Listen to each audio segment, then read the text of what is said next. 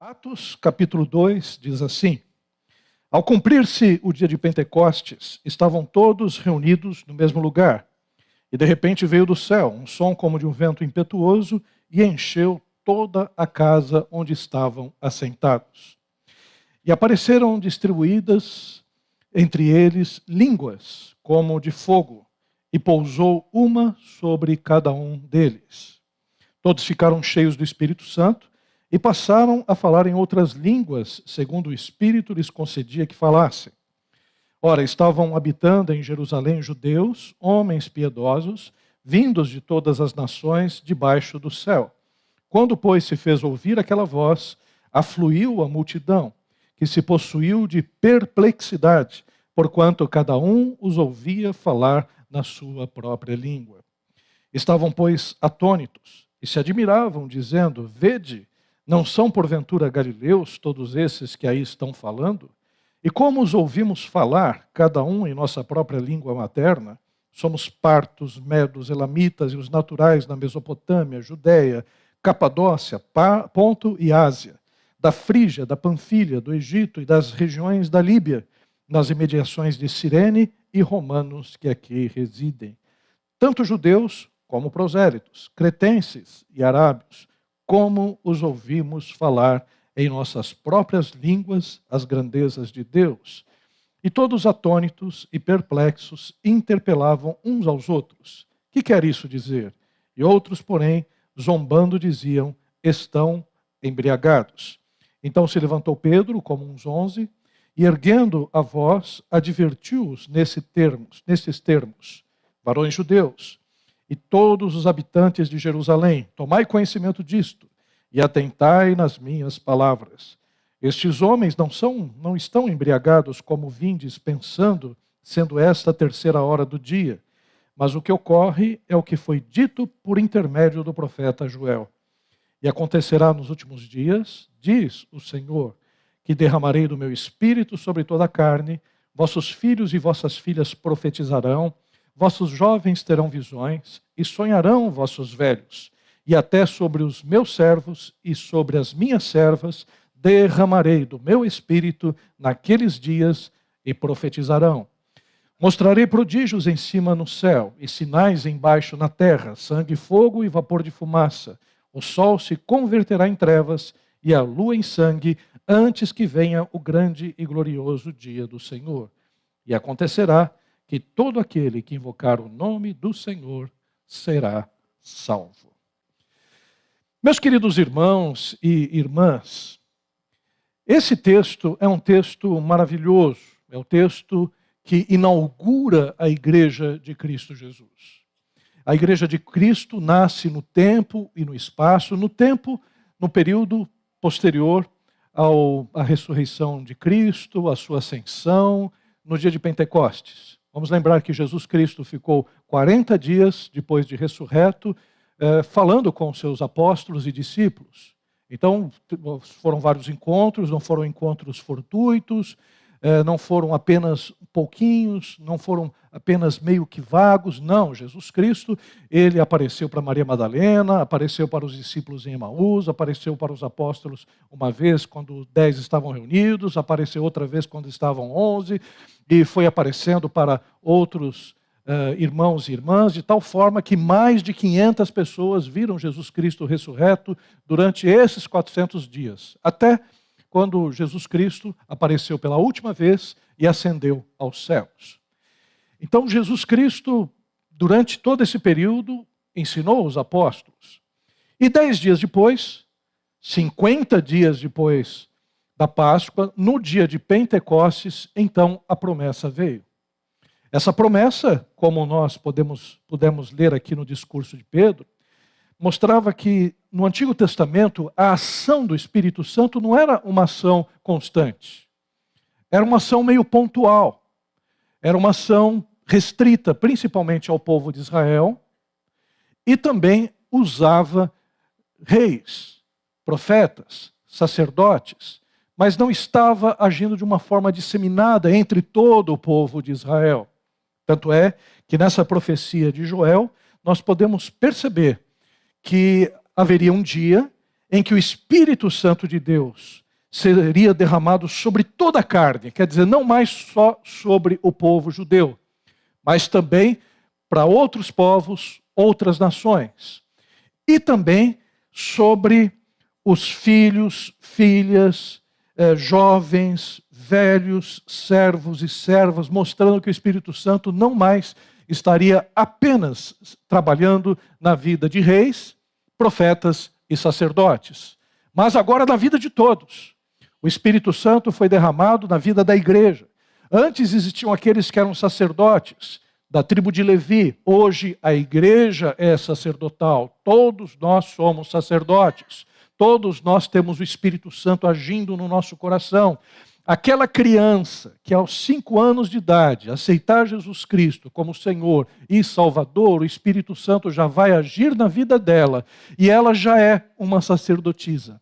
Ela já é uma pessoa escolhida por Deus que pode já na sua infância, do seu jeito infantil, falar alguma coisa de Deus para as outras crianças, porque o Espírito Santo de Deus agora age sobre toda a igreja, sobre todas as faixas etárias, sobre todos os povos.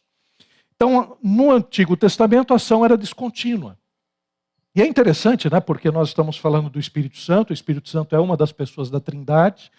Na economia de Deus, quer dizer, na forma de administrar de Deus o seu plano, Deus primeiramente se manifestou como Pai, Criador dos céus e da terra, se manifestou aos patriarcas, aos profetas durante todo o Antigo Testamento. Depois Jesus Cristo se manifestou no Novo Testamento, tomando a forma humana, se encarnando e também pregando aos discípulos, tornando-se o nosso Salvador. E quando Jesus Cristo ascendeu aos céus, o Espírito Santo de Deus foi derramado para agora agir sobre a sua igreja e ser o Consolador, aquele que está ao nosso lado, aquele que está nos acompanhando, aquilo que não era comum no Antigo Testamento, porque Deus falava através só dos profetas, o que não foi comum com Jesus, porque Jesus Cristo ele poderia apenas, por causa do seu corpo humano, falar com um grupo limitado de pessoas. Agora não, o Espírito Santo está conosco, o Espírito Santo está nos nossos corações, ministra a vontade do Senhor e nos ensina a palavra do Senhor, ilumina a palavra do Senhor nos nossos corações todos os dias da nossa vida. Glórias ao nome do Senhor Jesus. Aleluia. E essa passagem em especial é uma passagem maravilhosa, porque para que o Espírito Santo fosse derramado, era necessário que houvesse um momento, um evento fundante. Um momento em que todas as pessoas poderiam dizer, aqui começou a obra do Espírito Santo, aqui começou a igreja do Senhor. A igreja do Senhor já estava projetada na eternidade, através do povo de Israel também. A igreja já estava no coração de Deus, usando uma palavra poética. Mas no tempo e no espaço, a igreja surge nesse momento maravilhoso. E surge com sinais inequívocos do Espírito Santo. O primeiro desses sinais foi um vento. Aliás, não um vento. Um ruído como um vento. Perceba, existe uma diferença aí. Não é um vento. O vento nós sentimos na pele. E o vento nós sentimos no corpo. A gente vê as árvores balançando, a gente não vê o vento, mas vê os efeitos do vento. No entanto, não era um vento apenas. Era o ruído de um vento. Não era um vento que soprava, era o ruído de um vento. Isso tudo Deus permitiu para que houvesse, para que as pessoas percebessem que não se tratava de um vento comum. E aqui é uma coisa que a gente perde. Porque a língua hebraica, na verdade o aramaico e também o grego, a palavra vento é a mesma palavra para espírito. A palavra em aramaico é ruach. Tem até o som de vento, né? Ruach. E a palavra em grego é pneuma. Tanto a palavra ruach como a palavra pneuma, tanto quer dizer vento, como quer dizer espírito. Então, quando eles ouviram um ruído como de um vento, eles começaram a dizer, tem um vento aqui, fecha a porta. Aí um diz, não, não é um vento, é espírito. Né? Não é ruar vento, é o ruar espírito que está aqui dentro. Então eles começaram a perceber que havia algo diferente naquele espaço. Foi um sinal que eles ouviram, né?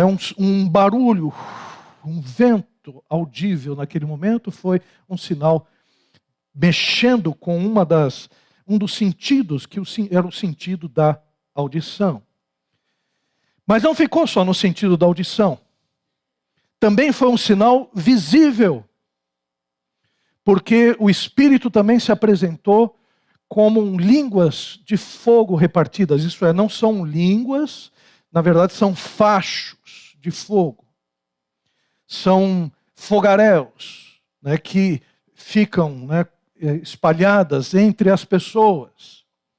E a iconografia cristã apresentou essa ação do Espírito Santo até de forma diferente. Se você vê os vários quadros medievais, os vários quadros que os artistas fizeram, né, inicialmente aquele facho enorme, aquele fogo sobre cada um dos discípulos. Depois parece que foi diminuindo, colocaram só uma auréolazinha sem vergonha, pequenininha. Né, parece que diminuíram a ação do Espírito Santo, parece que na Idade Média aconteceu isso mesmo. Mas o fato é que outro símbolo do Espírito Santo, o primeiro símbolo, o vento, o segundo símbolo foi o fogo, aparecem naquele momento. E um outro símbolo, que é o sinal da fala, né, que é justamente, não é a glossolalia, mas a xenolalia, que é a capacidade de falar em outras línguas. 3 sinais. Eles começaram a falar, então, em outras línguas. Não havia dúvida, o que tinha acontecido ali foi uma ação sobrenatural, não foi uma ação pontual, não foi uma ação apenas de algumas pessoas que psicologicamente inventaram uma religião, não foi um acesso de fanatismo. O que aconteceu ali foi uma ação poderosa de Deus através do seu Espírito. Que é o que acontece conosco. A conversão não é uma ação psicológica. A conversão não é apenas uma convicção humana. A conversão é muito mais do que isso, é uma ação do Espírito Santo em nossa vida que faz com que nós tenhamos certeza absoluta de que nós somos filhos de Deus. De que Deus está presente em nosso coração. Falamos com Deus, ouvimos a Deus, ouvimos as impressões do Espírito Santo em nosso coração de uma forma impressionante. Aquele que tem a conversão sabe o que é. Aquele que passou por esse processo, aceitando a Jesus Cristo como Senhor e Salvador, sabe que a sua vida não é mais a mesma, que Cristo Jesus, através do seu Espírito, habita em nós. A igreja, ela precisava nascer para todos.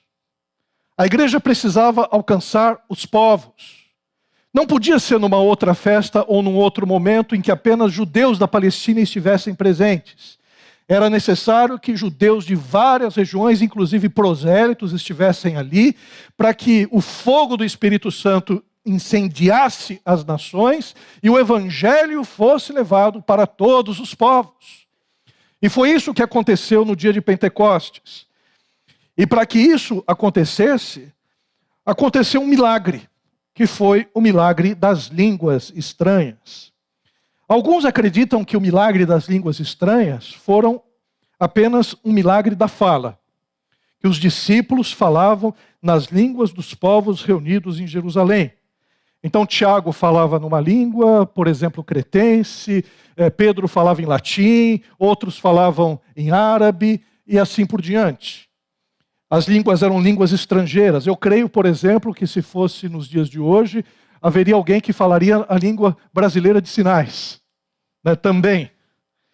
Porque ali a preocupação é que todos ouvissem o Evangelho, ouvissem as maravilhas de Deus na sua própria língua. Essa tese do milagre apenas da fala é uma tese mais comum entre os tradicionais, mas em todos os grupos existe essa tese. E falar em línguas estranhas, eu sei que parece que a igreja ela perdeu um pouco essa característica. Porque quem fala em línguas estranhas, fala a Deus e ora a Deus de uma maneira que normalmente a gente não ora. E que a gente não entende, mas que Deus entende.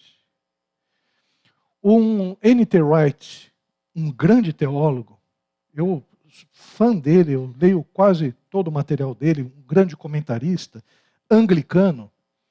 Eu me surpreendi com ele porque um dia ele escreveu sobre o dom de línguas. Ele disse que falava em línguas e que o dom de línguas é uma oração que é da alma e da emoção das pessoas diretamente para Deus. Uma linguagem espiritual que a gente não consegue alcançar. O que nós precisamos é ser cheios do Espírito Santo de Deus, para que Deus trabalhe em nossa vida, para que os dons, e não só os de 1 Coríntios 12, mas de Efésios capítulo 4, versículo 11, de Romanos capítulo 12, possam ser executados na nossa vida, os talentos também possam ser cada vez mais usados para glorificar o nome do nosso Senhor e Salvador Jesus. A igreja é o local para isso. Amém, queridos? Glórias a Deus. Aleluia. E no dia de Pentecostes, todos ali falando em outras línguas, como eu disse, vamos tentar contextualizar. Um falando inglês, outro falando português, outro falando alemão, outro falando em libras. E todo mundo ali falando, cada um uma das línguas que o Senhor concedia. Houve a reversão de Babel. Quem é que misturou as línguas? Foi Deus. Em Babel, por causa do pecado, Deus separa as nações através da confusão dos idiomas. Lembrem-se de Babel. Babel estava sendo construída uma grande torre, que era a Torre de Babel, na Babilônia, na antiga Babilônia, para que o nome deles fosse conhecido sobre todos. Um projeto idolátrico, em que o homem estaria sendo elevado a Deus. E o Senhor Deus simplesmente, a Trindade reunida, diz, não é bom o que eles estão fazendo, esse é um projeto de morte, a gente vai dividir todo mundo. E ninguém vai falar a mesma língua, porque se falarem a mesma língua, no pecado, esses homens vão fazer coisas abomináveis e terríveis. E o que nós podemos perceber, a ação de Deus no Pentecostes, Deus une as nações através da linguagem do Espírito Santo. Agora as nações estão unidas pelo poder do Espírito Santo. Então nós conhecemos irmãos e irmãs de vários povos, de várias nações, de várias etnias, que são povo de Deus, que um dia todos nós estaremos reunidos. Como diz a palavra de Deus, né, nós tivemos as nossas vestiduras lavadas pelo sangue do Cordeiro e somos de todas as línguas, de todas as raças, de todas as nações. Então esse povo estará lá. Por isso que não tem motivo para racismo, não tem motivo para preconceito com outras nações. Pode vir imigrantes, pode vir refugiados, a igreja vai acolher, vai pregar a mensagem do Evangelho. A gente está aí justamente para ajudar as pessoas, para cuidar das pessoas e para pregar o Evangelho. Vamos pregar o Evangelho para outras nações, mandamos missionários para as outras nações, porque lá nos céus, todos que entregaram a sua vida a Jesus estarão unidos num só povo e numa só nação. E o que nós podemos perceber em relação a essa ação do Espírito Santo? Nós de fato somos dois missionários americanos chegaram no Japão. Chegaram no Japão e não viram ninguém esperando a eles. Um aeroporto só com os japoneses e pessoas de outras nações indo e voltando. Não havia ninguém com uma placa. As placas que tinham estavam em japonês. Aí eles falaram, mas como é que a gente vai achar os nossos guias aqui? Aí um chegou e falou para o outro, bom, vamos falar aleluia. Aí eles começaram, aleluia, aleluia, aleluia. Aí vieram dois japoneses, aleluia, aleluia. Aí os dois se uniram e juntos se acharam. Mas além desse aspecto dessa história, que é uma história até, uma anedota, mas verdadeiramente aconteceu, a gente tem uma comunhão que está além das nações, além das nossas divisões, porque o Espírito nos une, o Espírito nos torna uma família. E aqui está um retrato disso. Você pode olhar para a direita, pode olhar para a esquerda, pode olhar para cima, e você vai perceber que você jamais estaria unido a essas pessoas que estão aqui, que são de outro tipo de cultura. Tem baiano, tem cearense, tem mineiro, tem gaúcho aqui, tem paulista, tem gente do interior, tem gente da capital, que jamais estaria juntas. Jamais esse povo se uniria.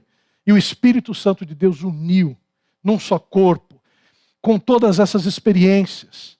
Todos nós somos um universo em nós mesmos, com experiências distintas, com conhecimentos distintos, com dons e talentos distintos, que unidos fazem coisas maravilhosas em nome do Senhor Jesus. Deus nos uniu para um grande projeto. Deus uniu para que fôssemos igreja do Senhor sobre a terra. Agora, queridos, essa igreja, quando o Espírito Santo é derramado sobre essa igreja, nós temos algumas consequências que são consequências maravilhosas. A primeira delas é a vida devocional intensa com oração. Diz a palavra de Deus: e perseveravam na doutrina dos apóstolos, na comunhão e no partir do pão e nas orações. Meus queridos irmãos, a igreja nasce poderosa, cheia do Espírito Santo. E essa ação do Espírito Santo levava as pessoas a ter uma vida intensa de oração. Uma vida intensa de leitura da palavra de Deus. Nós estamos numa época chamada a época do cansaço. Tem um filósofo chamado Byung-Chul Han, coreano. E só podia ser coreano mesmo, porque a Coreia é um país que une, né, toda a tecnologia do Ocidente, toda a excelência do Ocidente com a obediência oriental, né, a fixação oriental. E eles formaram uma sociedade doida, louca, de pessoas que trabalham em excesso. E ele escreveu um livro chamado Filosofia ou a Sociedade do Cansaço. E ele colocou uma figura que é o que está acontecendo conosco hoje, que nós não desligamos. É como a bateria do celular. Na bateria do celular, aquele celular que você tem, precisa trocar já, né? Aquele celular que o teu filho chega: pai, passa, por favor, eu estou passando vergonha já com o teu celular. Né? Aquele celular que não entra mais nenhum programa, que você vai colocar na tomada, ele já chega aos 100%, mas você tira, já está 80%. Né? Nunca carrega totalmente. E esse filósofo diz: nós estamos assim. Nós somos uma bateria que não carrega totalmente. A gente não dorme totalmente. Não descansa totalmente. Nós estamos hiperconectados. E por estarmos hiperconectados, nós recebemos muito mais informações daquelas que nós conseguimos processar. A nossa mente não consegue dar conta das coisas que estão acontecendo. Nós entramos nas redes sociais, em todas elas, discutimos, falamos, e por conta disso estamos meio nervosos também, já descarregamos todas as nossas frustrações, brigamos com as pessoas, xingamos as pessoas, ficamos irritados com elas, e vem a política, piora tudo ainda mais, e a gente percebe que a nossa vida, até mesmo como igreja, está cheia de tantas informações e a gente não se volta para a nossa vida devocional. Nós não oramos como deveríamos. Nós não lemos as Escrituras como poderíamos. Nós estamos simplesmente andando com o tanque vazio. Vazio de Deus. Estamos aqui até mesmo agonizando, recebendo essa mensagem de hoje. Tendo um período de louvor e de adoração, tendo um período aqui de comunhão. Isso está enchendo, não está enchendo o nosso tanque, porque a gente precisa muito mais disso para a nossa vida espiritual. E quando nós vemos a ação do Pentecostes, A ação do Pentecostes é abundante. A ação do Espírito Santo faz com que a gente se una como igreja, mas se una também com uma vida devocional muito intensa, com disciplinas espirituais, a disciplina da meditação, a disciplina da oração, a disciplina do jejum, a disciplina da comunhão, a disciplina da evangelização, a disciplina do louvor. Porque, afinal de contas, nós somos seres espirituais, precisamos estar linkados com o Espírito Santo de Deus para podermos realizar a sua obra. E o que tem acontecido, a gente tem muitas vezes vivido um evangelho de auditório, um evangelho apenas no domingo. E isso tem enfraquecido o nosso coração, porque a gente não vai conseguir dar conta com os nossos filhos. Meus irmãos e minhas irmãs, eu contei para os irmãos que eu tive uma vida na igreja, mas tive um período de afastamento. Mas o que me fez perceber que a igreja era muito melhor, seguir a Jesus era um mais fascinante projeto de vida, como até o nome de um livro, é porque eu vi meu pai e minha mãe orando. Eu tive algumas experiências, até mesmo na infância, com os meus pais, né, em oração, em alguns jejuns, em algumas vigílias. E isso fez com que eu percebesse que estava lidando com algo que não era normal, não era apenas natural, era sobrenatural. E quando eu me afastei já com o seguinte pensamento: bom, vou me afastar um pouquinho, mas depois eu volto. Lá pelos 30 anos, eu volto. Voltei aos 16, e pedindo misericórdia, e muito arrependido de não ter ficado todo o tempo na igreja do Senhor Jesus. Então, meus irmãos e minhas irmãs, a vida devocional intensa é um aspecto do derramamento do Espírito Santo que a gente não pode perder. Outro aspecto, o grande número de conversões. Eu fico muito feliz em ouvir o Dimas dizendo, o pastor Dimas, que o objetivo da igreja é crescer. Porque a igreja de Pentecostes, já no seu início, foi se espalhando. É uma igreja missionária, nós somos uma igreja missionária. Nós temos uma missão para fora de alcançar as pessoas em nome do Senhor Jesus. Então é importante que nós entendamos isso. Agora, uma igreja cheia do Espírito Santo de Deus é uma igreja em que as vidas são agregadas. As pessoas são trazidas por Deus, porque Deus sabe que ali existe um povo de oração, um povo que vai cuidar, um povo que vai consolar, um povo que vai edificar.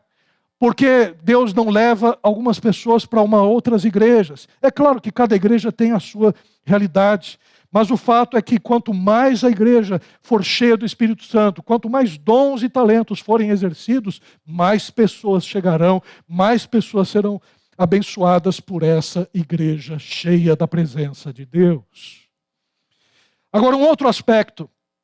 Nós vemos também temor associado à presença de Deus, manifestado através de sinais e maravilhas. Meus queridos irmãos, a gente muitas vezes perde a noção com quem nós estamos lidando. Os sinais e as maravilhas que aconteciam na igreja primitiva faziam com que as pessoas percebessem que elas não estavam lidando com uma religião qualquer, estavam lidando com Deus vivo. Toda vez que a gente ouve um testemunho de uma pessoa curada, de uma pessoa liberta, de algo que não era normal acontecer e aconteceu, isso traz temor. O pastor Jeremias, um dia foi numa conferência cheia de pastores, numa igreja pentecostal. E aí ele, falando sobre a igreja, ele estava juntamente com alguns pastores presbiterianos também. Um foi para um lado, outro foi para o outro, porque não tinha lugar para todo mundo no mesmo espaço. Um foi para um canto, outro foi para o outro. Ele ficou também num outro lugar. E ele chegou na igreja.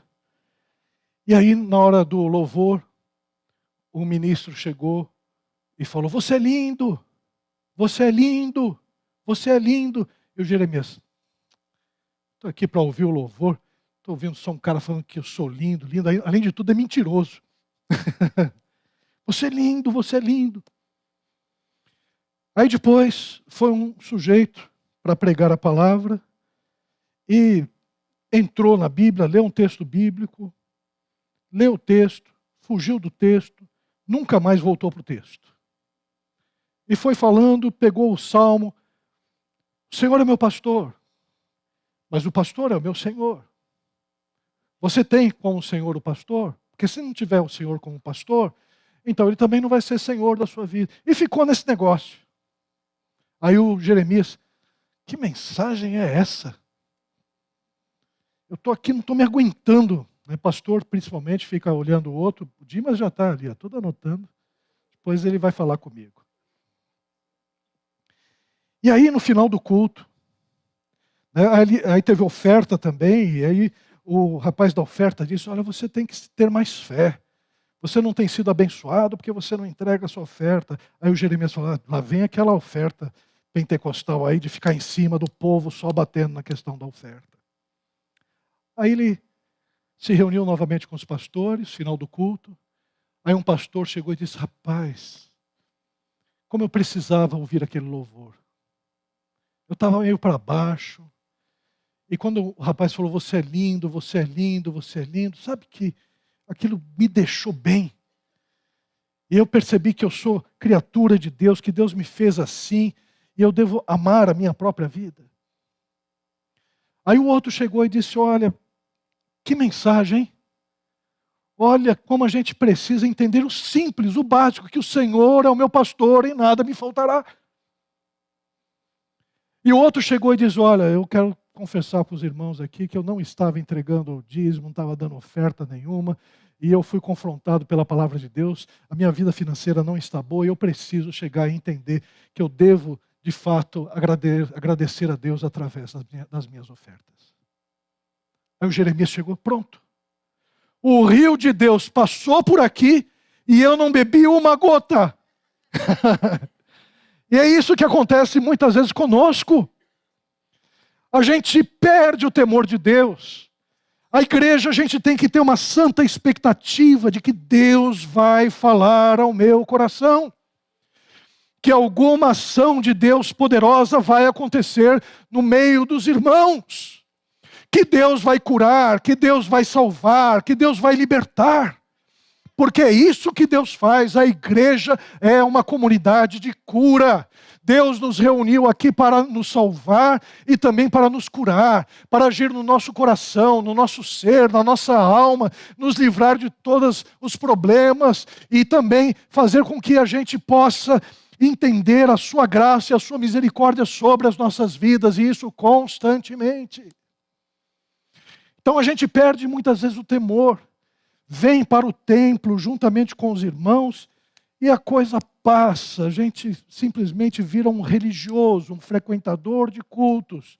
Começa até na vida cristã, começa na frente aqui, que nem os irmãos estão aqui, depois vai se afastando, vai para o meio, depois fica na porta, depois fica depois da porta, e aí não volta mais, porque só está pegando aquilo que é humano nas relações, não está percebendo que Deus está aqui com o seu Espírito Santo.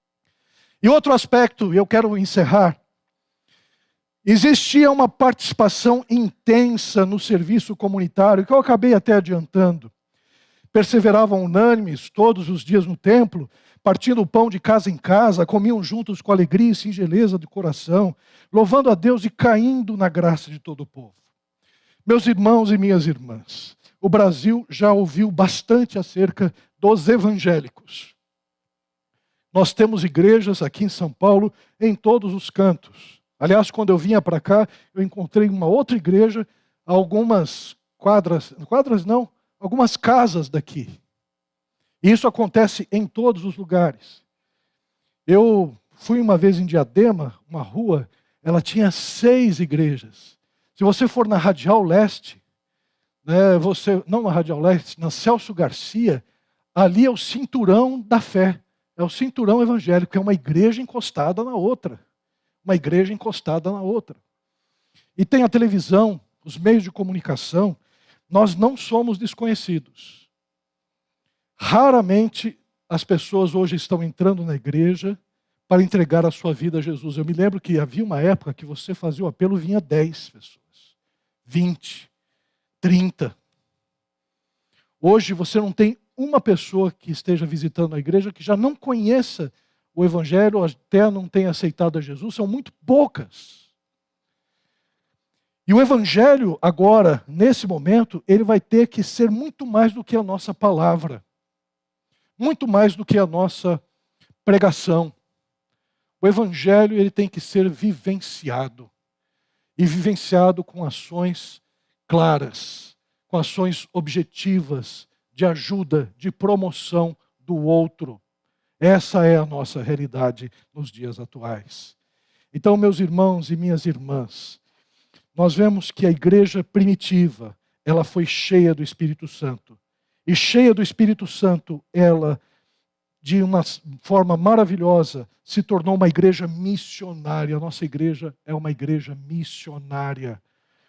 Uma igreja que os membros tinham uma vida intensa de oração. Nós precisamos deixar um pouquinho as séries da Netflix, deixar um pouquinho o Pantanal. Acabou agora, né? Mataram o Tibério, né? Deixar um pouquinho algumas coisas. O lazer é importante, nós precisamos do lazer. Precisamos da nossa vida, precisamos, claro, ter um momento com os nossos filhos, com os nossos parentes, com os irmãos da igreja, mas precisamos ter a disciplina espiritual. A disciplina de ter aquele momento de oração em que a gente não negocia com ninguém. Aquele momento de leitura da palavra de Deus, que é esse o momento, Deus vai falar comigo, eu preciso que Deus fale comigo, né, individualmente. Aquele momento de evangelização, de você sair no metrô e olhar para o metrô e dizer: quem é que eu vou falar de Jesus? Para quem eu vou falar de Jesus? Senhor, coloca uma pessoa do meu lado, sentada no banco, para que eu possa falar alguma coisa de Deus para ela, Senhor. De ter esses momentos no seu trabalho. Senhor, como é que eu posso atingir as pessoas do meu trabalho sem ser um cristão invasivo, uma pessoa que traga problemas para outras pessoas e para mim também? Como é que eu posso levar o teu evangelho para as pessoas do meu trabalho? Então, a vida intensa, a vida comunitária. Senhor, como é que eu posso dispor dos meus bens para abençoar alguém? O que na minha casa eu não preciso mais, que eu posso chegar e ajudar as pessoas? O que no meu salário eu posso reservar para cuidar de uma criança, um menor abandonado ou também de um dependente químico? Como é que eu posso ajudar, Senhor? Porque, Senhor, eu não estou aqui apenas para viver uma vida religiosa, eu quero ser cheio do Teu Espírito. Quero que Teu Espírito Santo me impulsione para fora, para viver esse evangelho venturoso da palavra de Deus. Por isso, meus irmãos, o Espírito Santo é a vida de Deus para a igreja. Ele capacita a igreja para a missão. Os dons e o fruto do Espírito Santo são instrumentos para testemunhar da graça e do amor de Deus em Cristo Jesus. Portanto, meus irmãos e irmãs, enchamo-nos do Espírito Santo de Deus. Amém? Vamos ficar em pé, vamos orar? Glória a Deus pelo 36º aniversário dessa igreja. Glória a Deus porque essa igreja está crescendo. Glória a Deus porque essa igreja vai atingir muito mais outras pessoas também. Essa igreja vai se expandir para a honra e glória do nome do Senhor Jesus. Essas 4 paredes não vão limitar o crescimento dessa igreja. Que pode crescer para lá, pode crescer para cá, pode crescer em outro lugar, pode crescer em outras congregações. Deus, essas 4 paredes maravilhosas que vocês construíram, que era para aumentar o número da igreja, eu estou vendo, pastor, que já está chegando no limite já. Eu não sei o que vocês vão fazer, eu não sei como vai ser no futuro, mas eu sei que a igreja vai continuar a crescer se vocês buscarem a presença do Espírito Santo em seus corações.